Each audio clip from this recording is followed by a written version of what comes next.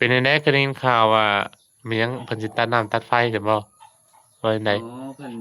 แบบบ่ได้จ่ายเพิ่นประมาณ2 เดือนนี่แหละเพิ่นสิตัดไผอะนะเพิ่นเออแถมน้ำอีกได้น่ะก็รุดลงน้ำแสงใดก็รุดอีกอ้าวเฮ็ดจั่งใดจังรุดแล้วมันเอาขึ้นบ่ได้อ้าวยังเหลืออีก13มื้อนึงเหลืออีก13มื้อ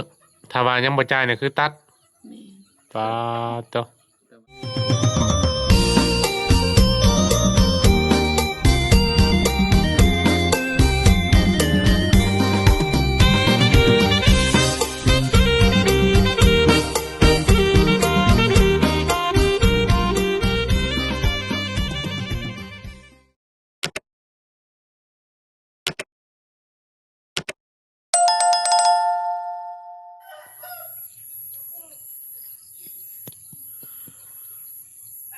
สบายดีสบายดีพ่อแม่พี่น้องเบิดสุขุสู่คนเบิดสมองสุบอนเด้อพี่น้องเอ้ยเนาะมาพบมาพอกับช่องบาเทอีกเช่นเก่าเช่นเคยพี่น้องเอ้ยช่วงเช้าๆเนาะพี่น้องเนาะ8-9 โมงแหละเนาะท่านผู้ชมพอดีสิแวะเวียนเข้ามาทางหมู่บ้านสายบุญก่อนพี่น้องเอ้ยขับมาหาท่านรองทงเพิ่นเนาะท่านผู้ชมเนาะได้ยินข่าวว่าจังใดสิถูกตัดน้ำตัดไฟบ่ว่าจั่งใดเนาะ ก็ได้ยินข่าวมาแว่วๆพี่น้อยบางทีก็เลยสิได้เข้ามาเยี่ยมยามถามข่าวเพิ่นก่อนเนื่องจากว่าบ่ได้เข้ามาเพิ่นก็ถือว่าโดนนานพอสมควรนะท่านผู้ชมเนาะตั้งแต่เพิ่นแหละพี่น้องเอ้ยตั้งแต่เพิ่นสร้างบ้านก็เลยบ่ได้เข้ามาหาเพิ่นเลยมาอยู่แต่ว่าบ่ได้ถ่ายคลิปเนาะก็สิเข้าไปถามไปถ่ายเพิ่นก่อนพี่น้องเอ้ยว่าเป็นจังไดไปพี่น้องเอ้ยเพิ่นแหละเข้าไปในเพิ่นแหละเนาะขับโอ้ไปรถน้ำเพิ่นก่อนว่าซั่น บ่ฮู้ว่าสิเพิ่นกินข้าวเช้าแล้วบ่หรือว่าจั่งใดเนาะ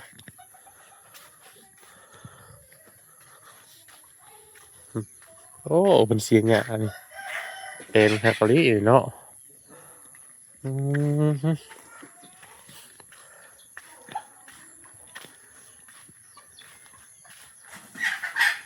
เลี้ยงเป็ดเลี้ยงไก่อ๋อมีสมอยแท้เด้เนาะไปทางไหนบ่เด้นี่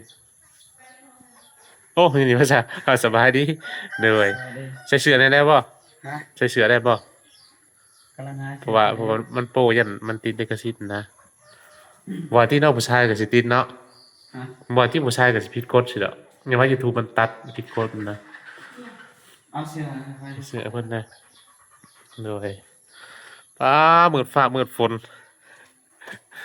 สิพาไปทางไหนนี่สิออกไปนอกออกไปนอกไปถ่ายคลิปนะบ่ไปแก้พื้นแก้หยังเออแก้บ่พื้นเอาบ่ได้อันไปถ่ายคลิปบ่ซะอันนำมันไม่ตุ้มค่ำนำบ่ได้ไปติไว้สิไปซอยบ่เฒ่าก่อนโอ้เฮ็ดทานแม่นอืบ่เฒ่ามเลยเฮ็ดคนเดียวก็เลยสิไปซอยเราก่อนอยู่หม้องอันพูดว่าหม้องอันเจ้าอยู่ตะกี้นะแม่นอยู่เออทำอยู่พุ่นน่ะเออๆโดยเป็นจังได๋คุมื้อนี้สบายดีอยู่บ่ก็สบายดีอยู่เฒ่าเรื่อยๆบ่เออบริษัทคลิปเพิ่นนี่ก็ดนได้พี่น้องเลยเนาะตั้งแต่ข้าวตะกี้พุ่นแหละแต่ว่าเจอกันเรื่อยอยู่ดอกแต่ว่าบริษัทเนาะอยู่เหนื่อยกินข้าวแล้วยังยังอืมเออสิออกไปกินอยู่นอกพุ่นแหละเอ้าซาลาเปาขอบใจเหนื่อยซื้อมาฝากไงตัดพื้นดิอืมแม่นยางเสียจะได้ ตอนแรกก็มาแล้วเสือซาวซาเสือจริงอ่ะเสื้ออันโตข่อยนุ่งมื้อวานนี่บ่เห็นบ่เสื้อสีดำมันตัวเจ้าเอาให้ข่อยเอออ่ะปุ๊บหญ้าเอาไปทิ่มเออเสียเนี่ยสิปลูกผักบ่ปลูกผักหยังนะผักบัวผักหยังนี่พักหมักบัวเป็นหยังได้แล้วอืม บัวโดยปลูกขายบ่ปลูกกินเลย ปลูกกิน ส่วหลายก็บ่ได้ขายเนาะเออจะได้กินอ๋อดีแล้วเสียหญ้าปลูกผักสบายดีโดยโอ้น้องซานี่สูงกว่าน้องทงบ่อืสูงกว่า เลยก็เห็นอันนั้นบ่จะเรียนจบบ่ได้เรียนจบม มาสิได้ม .4 ก็บ่ได้จบได้ใบประเรียนได้2 เดือนน่ะใบประกาศเออเรียนปรุงแต่งใบประกาศน่ะโอ้ปรุงแต่งอาหารลาว บ่เรียนปรุงแต่งใช่บ่ โดย เห็นมันถ่ายลงเฟซอ่ะว่าสำเร็จไปอีกขั้นหนึงน่ะอ้าวว่าอัน น้องสาวเราเรียนจบแล้วบ่วะจบม .4 ติอืมบัดนี้เฮาได้ใบนั้นแล้วเฮาสามารถเฮ็ดหยังได้แหน่เฮ็ดอาหาร เฮ็ด แบบ อาหาร เฮ็ดอาหาร แบบเป็นทหารอิหยังนี่ก็ได้บ่เป็นทหารแบบบ่แปลว่าเฮาอยากเข้าอะนะ บ่ฮู้คือกั บ่ น ฮู้บ่เออประกอบอาชีพได้แต่อันนั้นติก็ถือว่าได้ใบประกาศม .4 แล้วเนาะ ใบประกาศม .4 ได้แล้วบ่ อืม ใบประกาศจังซั่นนี่นะ อยู่โรงเรียนเป็นแปลงอาหารน่ะ เอ ใบ อ ประกาศปรุงแต่งอาหารอยู่ ปรุงแต่งอาหารบ่จ๊ะ แม่ เอ้าก็เดี๋ยวว่าเรียนอันหนังสือนะบ่แม่นติ เรียนอยู่บ้านนู่นเรียนได้2 เดือน โอ้ แล้วก็พากันออกมาเฮ็ดอันนี้ เอ เป็นแปล อ งอาหาร ๆปรุงแต่งอาหารได้ใบประกาศ อืมข้อยคิดว่าใบประกาศนั้นนักศึกษานะบ่แม่นคนละเรื่องเลยเนาะ แม่ เออ เหนื่อย สิพากันออกไปเผาถ่านนำบ่เฒ่า แก่พื้น เก็บพื้น อืมแล้วมาถึงแล้วบ่ว่าเฒ่า เรามาได้เดือนหนึงแล้ว เดือนหนึงอ๋อเหนื่อยเป็นจั่งใดก็ได้ยินข่าวว่ามีหยังเพิ่นสิตัดน้ำตัดไฟใช่บ่ว่าจั่งใด อ๋อเพิ่น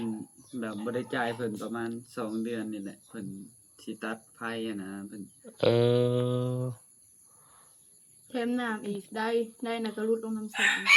ใดก็รุดอีกเอาให้ได้จังรุด แล้วมันเอาขึ้นบ่ได้ เอ้า อัน เสื้อขาด เสือกอันนั้นมันเด้แต่ว่าเล็ก เสือกผูกเลยติ แม่นเล็กเกาะมันนั่นขาดไปทางใดก็บ่ฮู้ อืมบัดนี้ซุมเจ้าใช้น้ำาได้ใช่บัดนี้ ยืมใส่น้ำเอ้ยหลานี่ ยืมใช้เอาแล้วพี่น้อง เขาใส่น้ำเรา บัดนี้เอาขึ้นบ่ได้บ่บัดนี้นะ เอาขึ้นบ่ ยั ได้ งหาวิธีเอาขึ้นบ่ได้อยู่ อ้าวว่ามันมีอันท่อนั่นลงไปนั่นอยู่บ่ดึงขึ้นบ่แม่นบ่ ท่อน่ะท่อยางมัน ท่อยาง น่ะหับ มันรุด น้ำหนักของใดบ่ได้ อ๋อ มันรุดอ แล้ อ ว ก มัน มา ยังเหลือแต่ท่อแป๊บอยู่ในน้ำสางได้นี่เนาะ เออ เท่าแป๊บก็ยาวตัวเนาะ เว้าว่าแล้วก็เชือกตัวที่ซุมเจ้าผูกน่ะมันตากแดดแล้วมันพุยเนาะแล้วมันขาดลงบัดนี้ แม่ เออแสดงว่าแท้มัน เล็กเล็กมันหักเลยนะมันเสือกมือ เลขที่ว่าหิวได้นะบ่ อืม เลขคิวได้นะมันหักออกหักได้จังไดก็ยังงงอยู่ อ้าวมันเซน้ำมันเกิดสนิมมันก็ขาดแล้วอ่ะ แม่น ถึกแดดถึกฝน เพราะ แล้ ว่าว มันหลายปีเด้ แม่น แต่ว่าสาร เพราะว่ามันอยู่กับได้ จักปี เลย เดี๋ยวว่าแต่ตะกี้ผู้ชาเป็น ประมาณ3 4แล้วบ่จ๊ะสิเข้า4แล้วเนาะตั้งแต่ช่วงอันเฮ็ดคือน้องเล็กนั่นแหละจะบ่กวดเบิ่งเลยแต่ละเทื่อเล่นเป็นมาแล้วมันยาก ตวจเบิ่งอยู่ได้ตอนอันได้เพนี่ตรวจเบิ่งอยู่ เออ ได้เพซะนึง เออ บัดเอาลงก็กวดเบิ่งอย่างดีแต่ว่าลวดยังแน่นอยู่ อืม ลวดก็ใหญ่เติบโตซ้ำมันตะหนางพุ่นแหละ อืมมันก็แล้วชาติแล้วมันก็เอาขึ้นบ่ได้ก็แซมทิ่มมาล่าแล้ว มี ฉันจะยังบ่ได้ลองดึงมึงติ เกิดพยา ต้อง ยามนะ ต้องให้ช่างได้เพิ่นมาอันนั้นเพิ่นมาเฮ็ดช่างก็บ่มีเงินจ้างมันอีกติ บ่มีเงินจ่ายแล้ว ไผฉันช่างอยู่ไสมี สร้างแถวนี้อ เบา ยู่บ้านธาตุบ่ เบาโกน่ะซื้อ ดำ4-50นี่เพิ่นก็เฮ็ดให้อยู่แล้วว่าดึงอันนี้ขึ้นซื่อ จัก ๆว่า เพราะว่า ต้องแถม มันนี่มันยากญาติเพิ่นเอาแพงกว่าปานนี้ เอออ๋อเห็นว่าดึงขึ้นซื่อๆก็ได้บ่จ๊ะเงินเป็นได้จรวดติดหนี้ค่าไฟ4-5เดือนยังบ่จะว่านะ 2 เดือน 2เดือน เออ สองเดือนแล้วเพิ่นสิตัดแบบเพิ่นสิเอากองเตอร์ยังออกไปเลยนะ เออ เพิ่ เงิ น นเดือนก็รอเงินเดือนก็บ่ออกอยู่เทื่อ เพิ่นมาแจ้งแล้วติ แม่ ยังเหลืออีก13มื้อนึง เหลืออีก13มื้อถ้าว่ายังบ่จ่ายเนี่ยคือตัด แม่น ปาตอ แต่ว่าอันได้แล้ว เพราะว่ายืม ได้ น้องอ้ายพามีก่อน โอ้ได้แล้วบ่เพิ่นให้ยืมแล้ว ได้ แม่น อืม แต่ยังเหลือได้แล้วบาด แม่ นี้ น เดือนละ จะเอาขึ้นจังได๋ อืม ใส่น้ำช่วงนี้น้ำมันน่ะก็ขาดๆเคินๆแหน่ เออ เพราะว่าใส่น้ำเพิ่นได้เพิ่นหาก็ไปเวียกเพิ่นแหน่ อืมเลย คันมีน้ำเป็นของตัวเองมันหักก็ง่าย แม่นแล้วเฮาสิไปใช้ของเพิ่นตลอดมันก็บ่ได้แม่นบ่ แม่น เฮาก็เกรงใจเพิ่นแหละ ถ้าให้เพิ่นมาจึงได้ใส่น้ำเพิ่น เออมันบ่คือของเฮาเองแล้วอะ แม่น ของเฮาเองเฮาจะเปิดแนวใดก็เปิดเฮ็ดแนวใดก็เฮ็ดอันนี้ใช้น้ำหมู่ก็เฮาก็เกรงใจเนาะบางเทื่อของหมู่ฮักหมู่พี่อันนั้นแหละบัดนี้5เซนยังบ่จอดทง แม่น ค่าไฟนะ 52,000 อืม 552,000ค่าไฟนะ ซุมเจ้าก็บ่มีเงินใช้ปานนั้นผมบ่ ก็ หรือว่า มีก็ มี มี อยู่ แต่ มีพอได้เติมน้ำมัน แต่ว่าพอได้แต่อันเติมน้ำมันใช้อันในอันครอบครัว อันน่ะได้เงินมาก็มีแต่ไปแปลงรถเพราะว่ารถน่ะก็เพแล้วเพราะว่าบีแตกก็ยังบ่ได้เปลี่ยนมีอันนั้นแต่เปลี่ยนลีนมันก่อน มันลด โฮมใช้รถอย่างเดียว เพราะว่ารถน่ะก็ต้องจำเป็น เออ เพราะว่าขึ้นรถไปก็ไปเฮ็ดเวียก โดย เพราะว่าเราเงินเดือนบ่คิดว่าอันค่าไฟฟ้ามันสิมาไวเนาะ ก็เลยอันใช้แบบแปลงแต่รถก่อน เงินเดือนก็บ่ออกเดือน10ผู้มันออก บ่อันช่วงนั้นน่ะออกบ่ได้ออกเลยบ่อันของเจ้านะอันตัวเจ้ารอนะบ่ได้ออกเลยบ่ มันออกแล้วแต่ ออกแล้ว ออกบ่หลายตอน ได้ นี้ อันนั้นได้ล้านเดียวแหละอันนั้นก็ซื้อข้าวแน่ก็300,000ป้ายพุ่นเขา ประมาณล้านเท่านั้นว่า แล้ว ล้า อั น นนั้นก็เติมนิดอีก ล้าน 2เครื่องก็ 900,000 300,000ป้าย โดยมันค่าใช้จ่ายหลายเนาะ มี ก็บ่ดีแหละพี่น้อยบัดนี้ก็ไหนซื้อข้าวซื้อหยังอีกบัดนี้บัดเดือนนี้ได้ซะออกวันที่เท่าใด เดือนนี้บ่ได้ออก เดือนกินนี่บ่ได้กินนี่นะ แม่น โอ้ เดือน กุมภา 10พุ่นเพราะว่าเรียนน่ะก็300ชั่วหาเรียนแล้ว โอ้ก็คือหลายเติบได้เนาะตกอยู่ประมาณจะฮอดหมื่นบ่จ๊ะฮอดบ่ ครับผม เอ้าประมาณ 9,000 ปลายประมาณนี้แหละเพื่อหักค่าภาษีว่าหยังอีกรวมๆกันเบิดบ่อันว่าอัน300ซะอันนั้นน่ะ หูกัน เบิ่งดูห่า 300รวมกันหมดเลยนะน่าจะขึ้นอีกว่าจัง ขึ้นเสาร์นี่ เดี๋ยวนี้ถ่ายคลิปก็ขึ้นอยู่แล้วว่า ขึ้นอยู่เรียน เอ ก็ อได้อยู่ ขึ้นตลอด อืม เด้ง โอ้325เหรียญเบิ่งก่อนใช้ไม่เห็นบ่อันนี้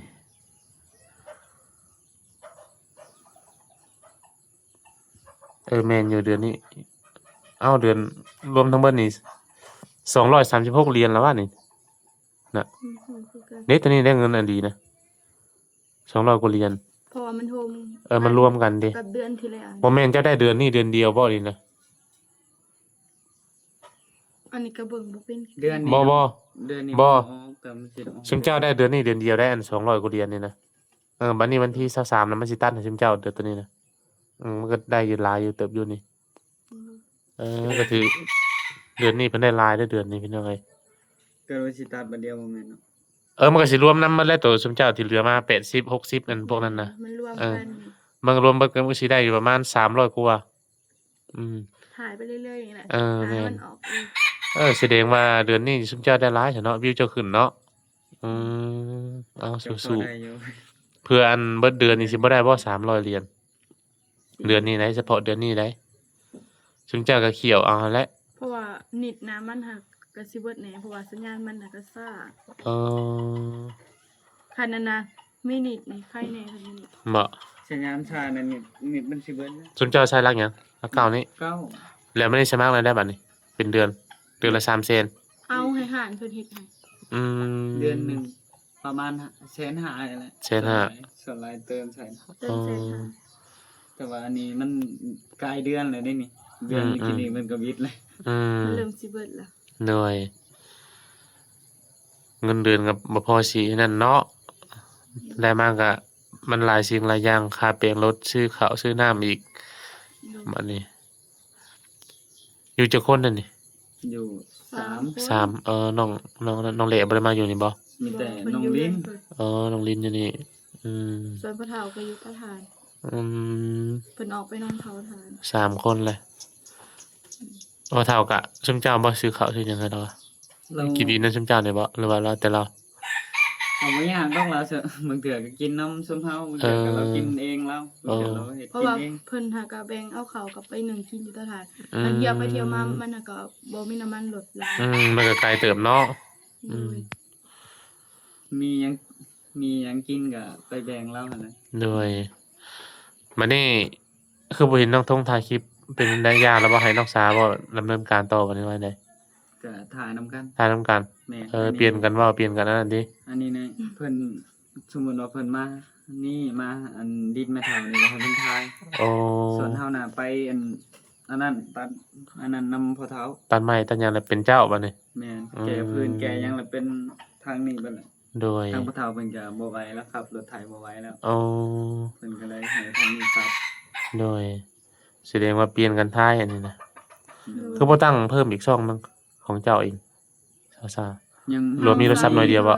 ยังบ่มีโทรศัพท์ อ้าวโทรศัพท์หน่วยเดียวบ่นี่นะ แม่น อื